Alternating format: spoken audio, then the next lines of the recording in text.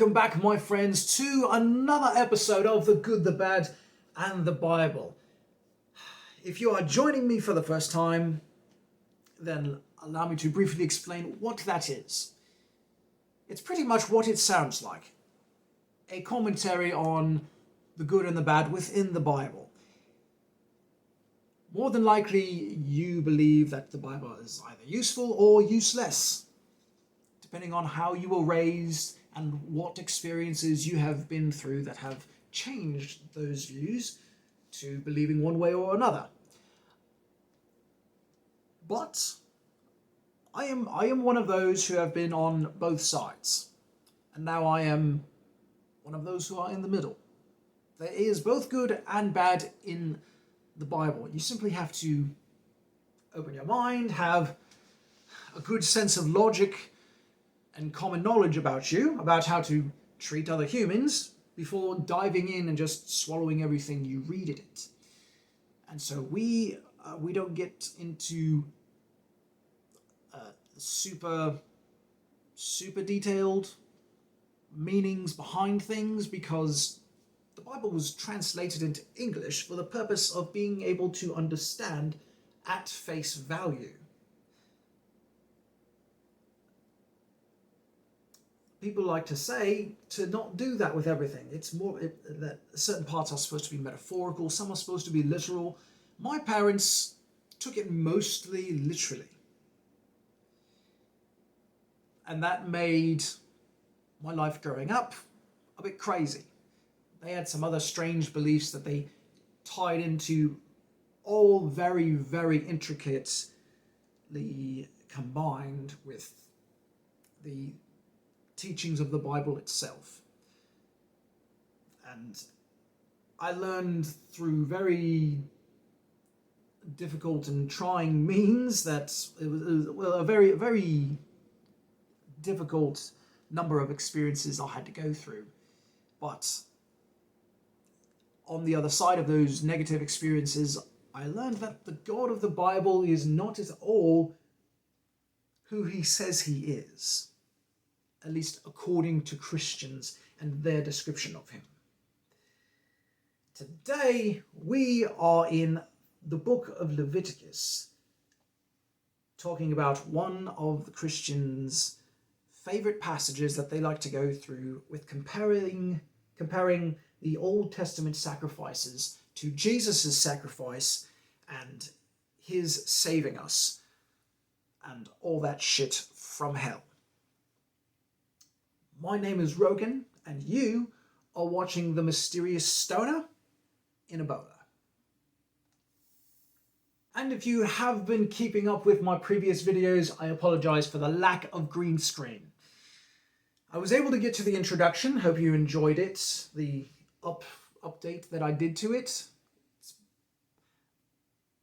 But the green screen that I promised, I'm sorry, I made a whole other video, a different version of this video right here that I'm shooting for you now. I'm actually doing this on a Sunday. That's why this video is coming out late. And unfortunately, my computer is not able to upload the video that I made, because its version of Windows is too old for Google and YouTube to allow me to upload. So my green screen program that I have on there, which is pretty good, and my other effects that I purchased and uploaded on there, where my only copies of those programs are practically useless to me now, if I'm not able to get an update. Hopefully I can, and we can make things a bit more professional looking on here. But in the meantime, I may have to get a green screen app. And I will have to do some research for that first. And some extra overtime next week for other things, just because of how things have been panning out lately. So there will not be a video next week, because of all the extra work I've been having to do already, and yesterday was crazy busy trying to put together that video that I was never able to upload. And I would very much like to enjoy some of this weekend. So without any further ado, let's get to this video and what we have in store for us in Leviticus chapter 16. Now, up to this point, we've talked about many different kinds of sacrifices, both for sin and for other things as well, a whole number of other things, but mainly sin. And it's implied that every time someone sinned, they were supposed to provide a sacrifice. And in case you're not sure, there's a lot more things that God is concerned about other than just the Ten Commandments. If you you could never break the Ten Commandments, but have plenty of other sins that you commit outside of those commandments. There are ways. There are other things mentioned throughout the Bible that are not part of the Ten Commandments that God says he hates and wants destroyed and things of that nature. We're not getting into those, but so there's a lot of sacrificing going on. Specifically of animal sacrifices. But in chapter 16, we have a very special event that God decides to talk about. It's odd how the Bible talks about things sometimes, because really God starts off talking about this and doesn't say till way later that these instructions he is now providing is about an annual feast for cleansing of sin. It's a very special sacrifice that is going to take place. He starts off by saying, talking to Moses, telling him, tell your brother Aaron, the high priest, that he can't come into the Holy of Holies, where the Ark of the Covenant is. He can't come into the Holy of Holies just any time he wants to. He can only do it once a year for this feast. I'm summarizing, by the way, because of the ridiculous order God likes to give things out in. And he says, when Aaron comes in, he's only doing it once a year, and when he comes in, he needs to have blood with him. He needs to make these sacrifices that I'm going to tell you about. First one he's got to make is for himself and for his family. Up to this point, most of the time we have seen that it is one animal sacrifice per person, per sin. Or sometimes, actually I think an animal can take care of multiple sins as far as I understand. To catch someone up with their clean slate with God. Here, Aaron is allowed to make a sacrifice, one that covers both him and his whole family. Don't know how far that goes, but at least his immediate family.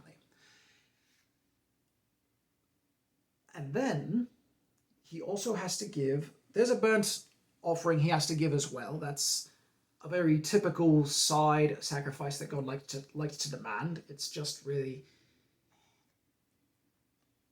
basically what the burnt offering is like, say, when the police pull you over and give you a speeding ticket, they give it to you, and in addition to the ticket and fine you have to pay and all that, part of the rules, equivalent to the burnt sacrifice, basically saying, is that in addition to paying for your mistake, your sin, you also have to send in a card, a thank you card, to the police officer saying thank you for pulling me over and correcting me. And it's also like you have to do it out of a grateful heart, a genuinely grateful attitude.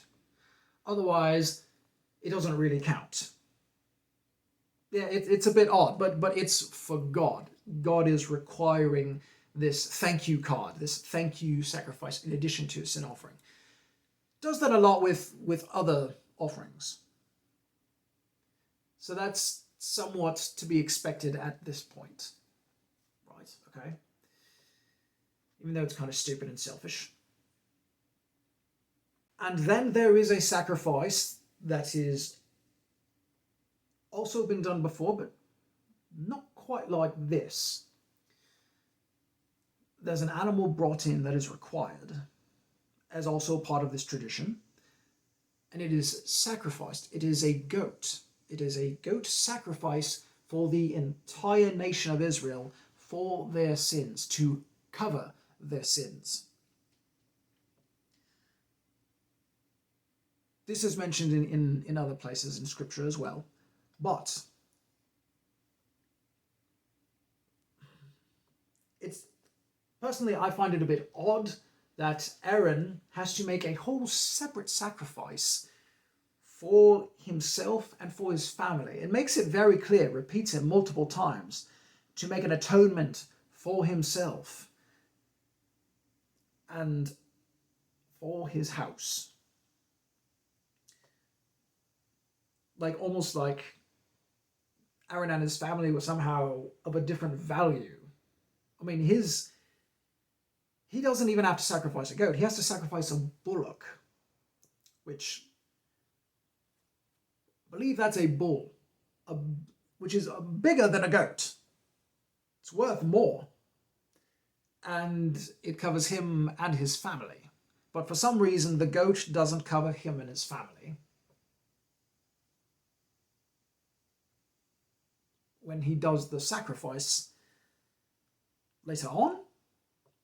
So it seems unusual. It seems like there's more happening here than makes sense. Like, why is so much, like, why is Aaron and his family separate in this sacrificing than the entire rest of the children of Israel? He's not worth more. He's not better than the others. If anything, he's being cleansed just the same as all of them. They're all being brought together onto the same level. Sure, he's the high priest. He's talking to God. God picked him, but Aaron never did anything really special to gain God's attention, other than happen to be being related to Moses. And honestly, I think that's the only reason why he's a high priest at all. But the big difference between this event and all the other ones, all the preceding sacrifices, is that there is a second goat brought in. One that is not going to be killed. One that's called the scapegoat.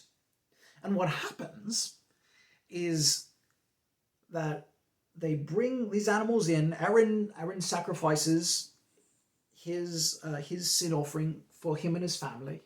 Then he sacrifices the burnt offering. And then he sacrifices the goat sin offering for all of the Israelites. And they're going to do something with the blood, which I'm going to come back to shortly, and it might shock you a bit. But we're going to keep rolling with what's going on with the animals here, the live one anyways. They take the scapegoat. After they kill the goat that they're going to sacrifice, they basically flip a coin to decide which goat is going to be the sacrifice and which one's going to live. And they take the one that's alive. Remember, the dead one, the sacrificed one, was to cover the sins. So, see if this makes sense to you.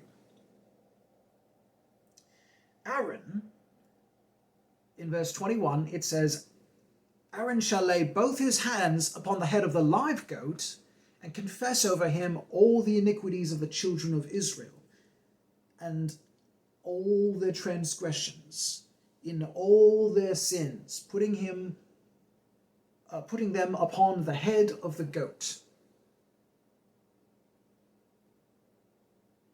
So they just killed the other goat to take care of all the sins, and now, but with the live one, it's like the sins aren't really gone.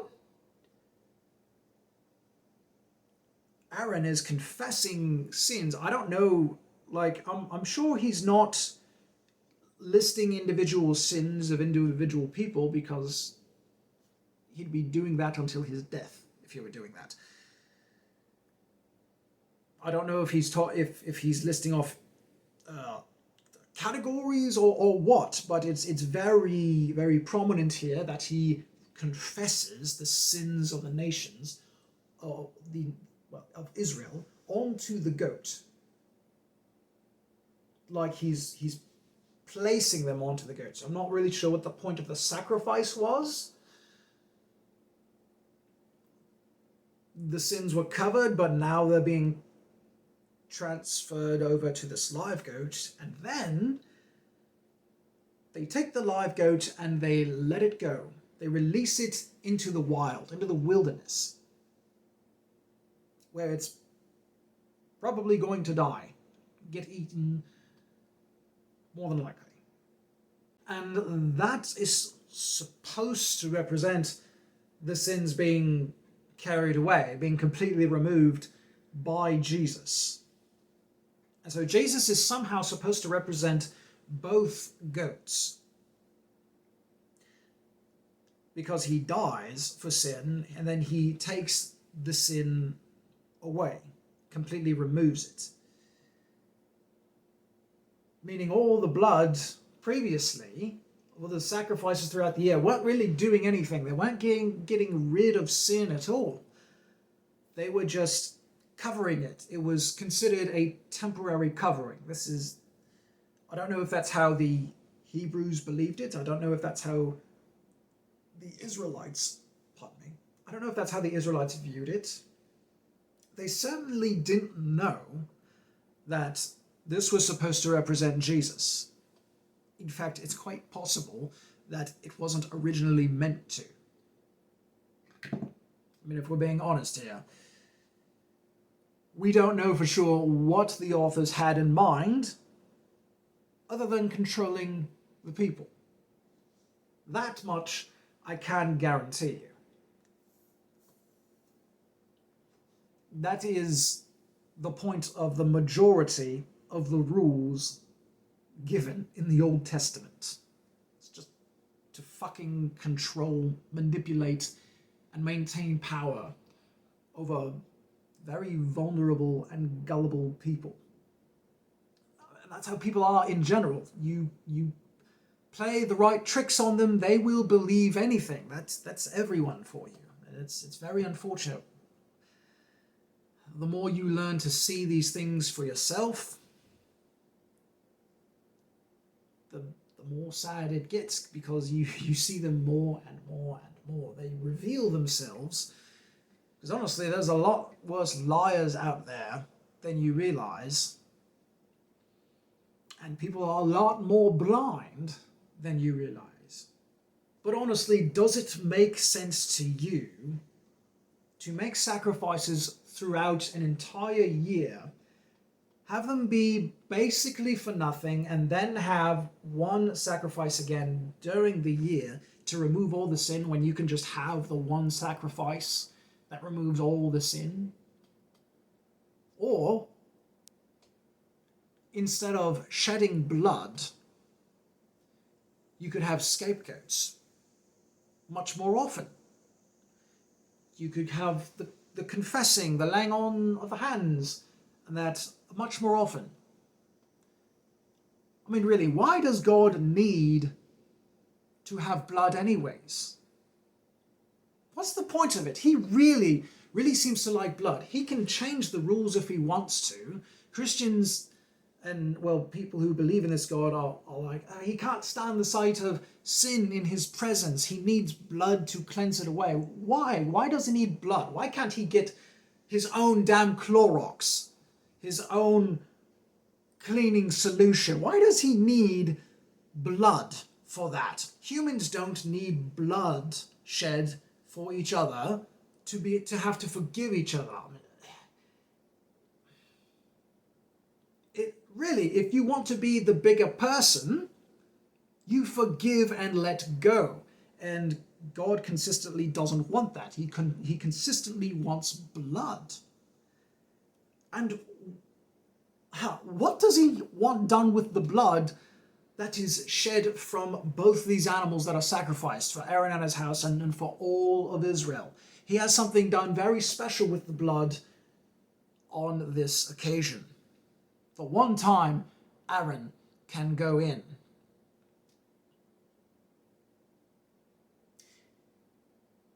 If Aaron comes in any other time, he dies.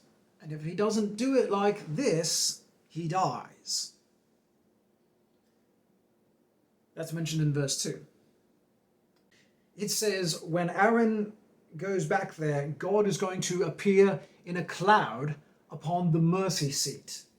The mercy seat is a chair that is on the Ark of the Covenant, between the two cherubims. I know they don't show that in the media a whole lot. They don't show a chair on there, but there is one on there called the mercy seat. Terrible name. But Aaron goes in there. There's a cloud that is supposedly God that has descended upon the mercy seat.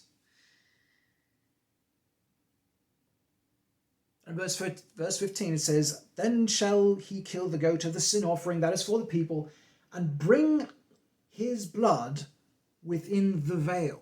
It's a huge veil separating the Holy of Holies from everywhere else where the Ark of the Covenant is. He goes within the veil, behind the veil, and do with that blood as he did with the blood of the bullock,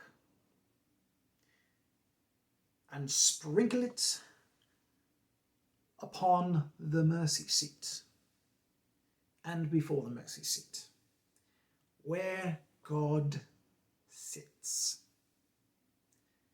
This God wants to come down and sit in blood.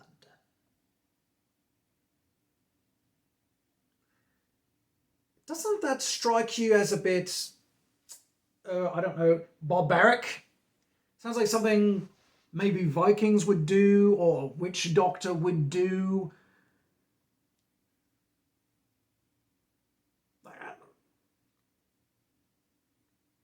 Why does God want to have blood in the place where he's going to sit?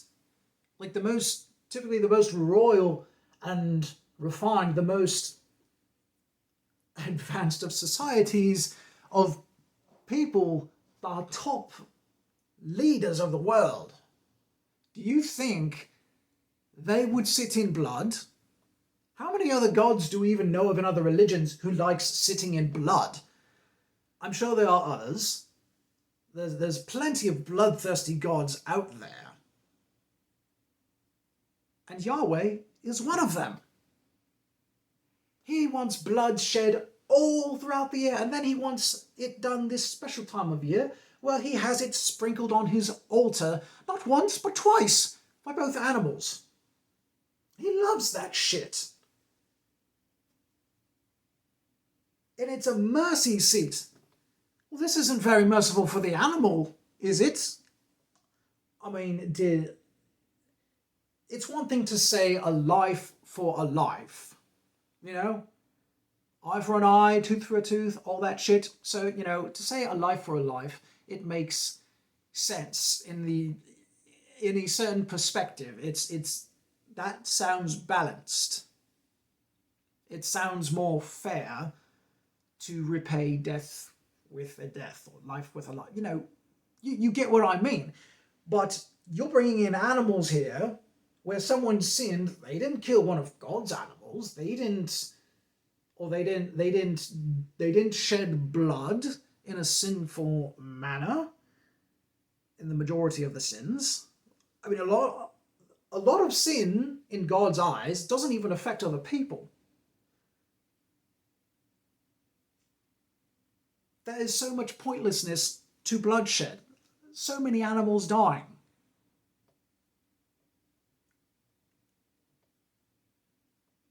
Even if we allow, let's say, sacrificing is okay, if we can make it work with a functional society, what would make the most sense? To be sacrificing animals throughout the entire year, destroying your own crops, a lot of your profit, because animals and livestock were much considered a type of trade back in the day, very, very valuable.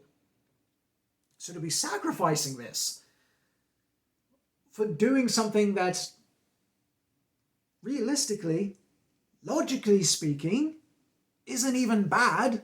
It's a complete fucking waste. There is no mercy here whatsoever. Even if it was genuinely something wrong against something else, the bloodshed isn't necessary. Make what you did wrong right with the person that you wronged.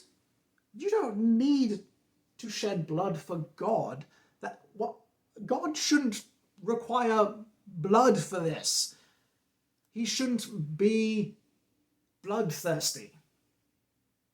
But this makes him sound extremely bloodthirsty. Why would anyone want to worship this guy?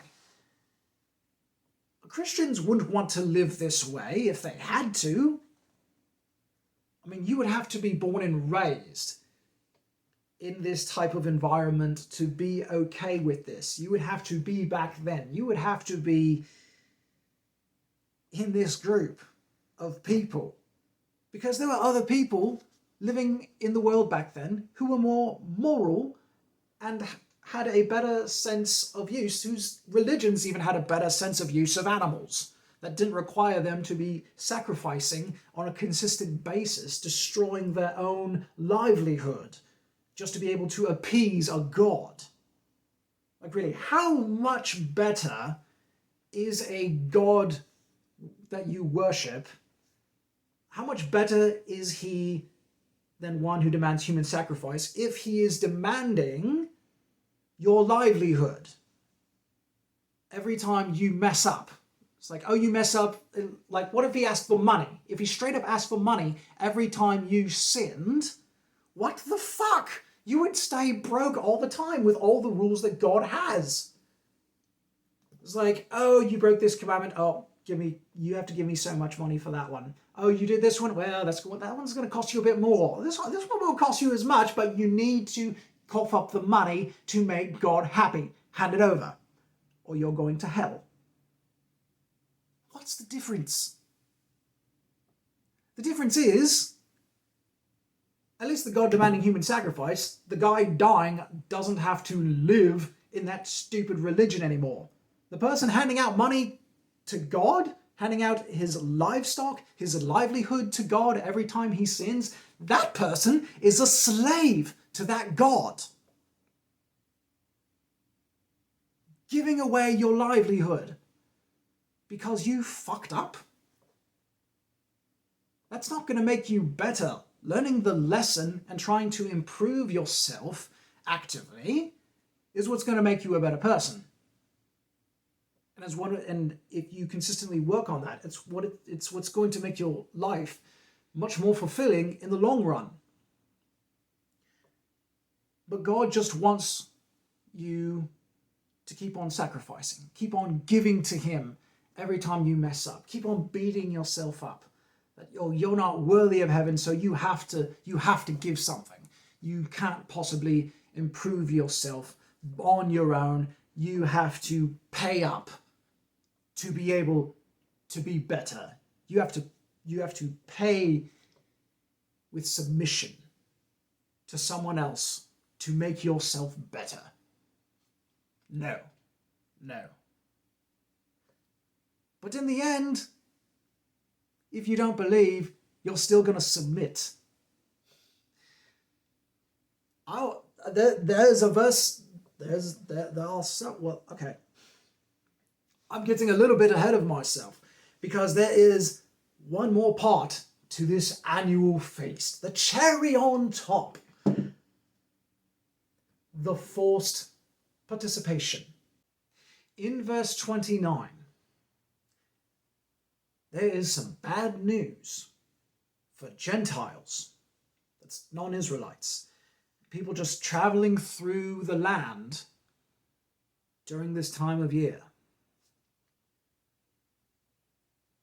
It says, verse 29, and this shall be a statute forever unto you, talking about this whole event. That in the 7th month, on the 10th day of the month, ye shall afflict your souls, and do no work at all, whether it be one of your own country, or a stranger that sojourneth among you. So, if you were depending on your livelihood, your daily sales to feed you,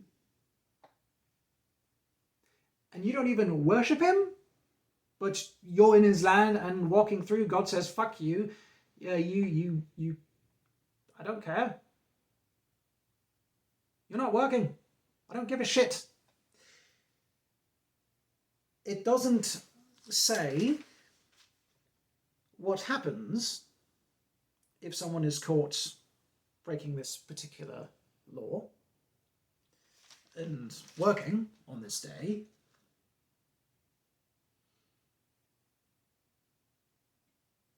I mean, there's a good chance it could be death, being cut off from his people. But, I mean, even the strangers that sojourneth among you have to participate by not being allowed to work on this day. I work for a living. I can't handle working every day. I'm not one of those people, although sometimes it does feel like I'm working every day. But there are people who work every day and depend on their daily grind to stay afloat, to stay alive, to keep breathing, to keep eating, to keep feeding their children. There are people who leave their families to make better money elsewhere and send their money home because that's the only way they can afford to feed their families, is to be a stranger in a different land and to work tirelessly, endlessly, day after day, and send whatever they make, or the majority of it anyways, back home. So if anyone in Israel was like that during this time of year, they'd be screwed over. Sure, it's only one day, but why does God have to force people who don't believe in him to participate? That other verse? Oh yes. According to God, there is future forced participation. In the New Testament, there's a verse that says, every knee shall bow and every tongue confess that Jesus is Lord.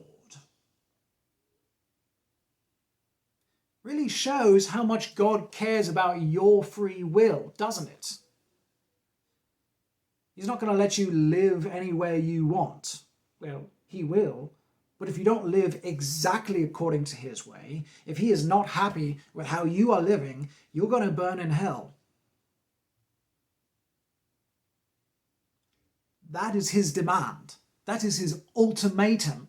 And he is supposed to be a merciful and loving God. Where's the mercy for the animals? Where's the mercy for Jesus? Jesus shouldn't have had to die. No one should have had to die. If you want to send the worst people to hell, send the people that are actually bad, that treat other people really badly. Why are there so many demanding rules? Don't eat this, don't do that, don't do this work on the Sabbath day, make everyone, including strangers and people who don't believe in me, that are among you to not do this. Do not suffer a witch to live. So many different things that God has issues with how people live. That's the thing about a lot of religions. They will tell you there's only one right way to live, and it's the one I happen to believe in. I'm here to tell you that that's not true. Any religion that tells you such a thing, is lying to you. Any religion that tries to convert you is a mental virus that wants to control you. Maybe not a literal physical one, but it is a mental one. It will literally limit your beliefs. If you do not maintain an open mind, you will be limited. You are limiting yourself when you refuse to open your mind to new possibilities, to being wrong in every single area of your life. I had to learn to do that in some of the hardest ways possible. And that's why I make this channel and why I work towards creating the content that I do.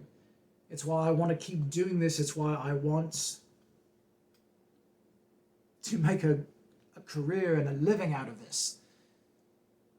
Because people don't realize that. They don't realize how important change is. They don't realize how important having an open mind is. Everyone's wrong about something. Everyone's dumber than they think they are. But everyone is also full of great potential.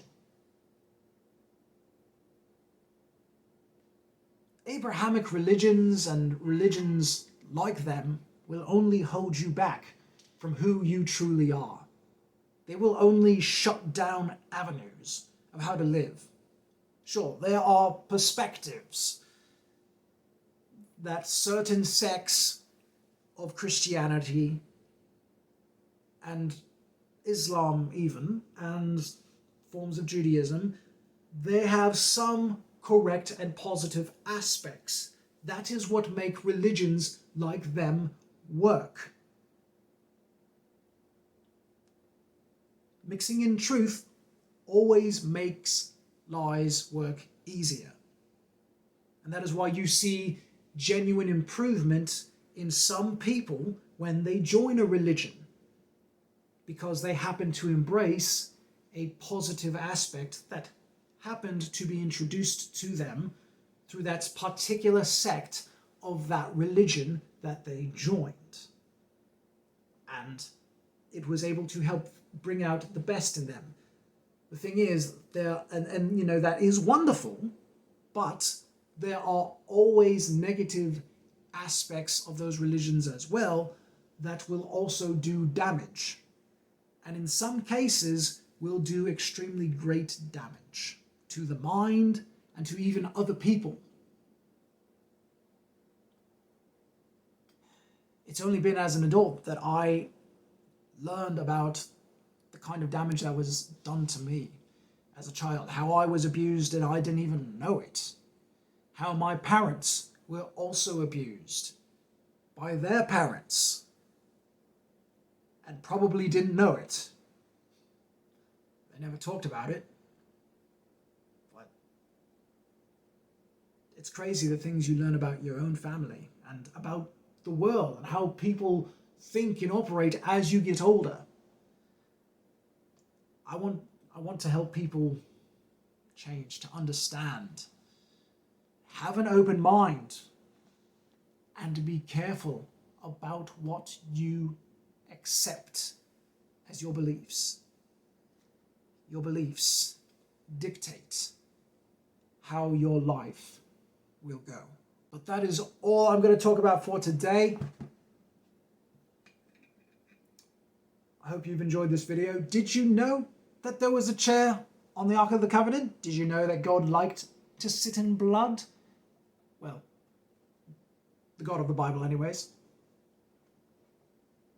Blood in my underwear. I can't help but think of God rubbing his butt into the blood on that mercy seat.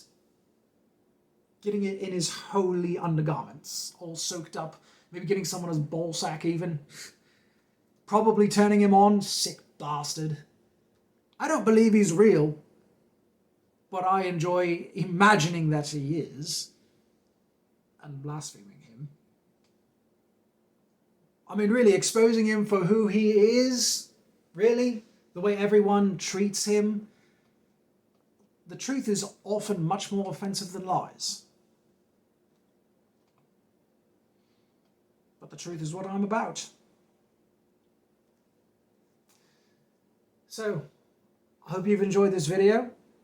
If you have, leave a like, comment, subscribe, share, and I will see you in 2 weeks again, because I have to work overtime again. Stay safe. Farewell.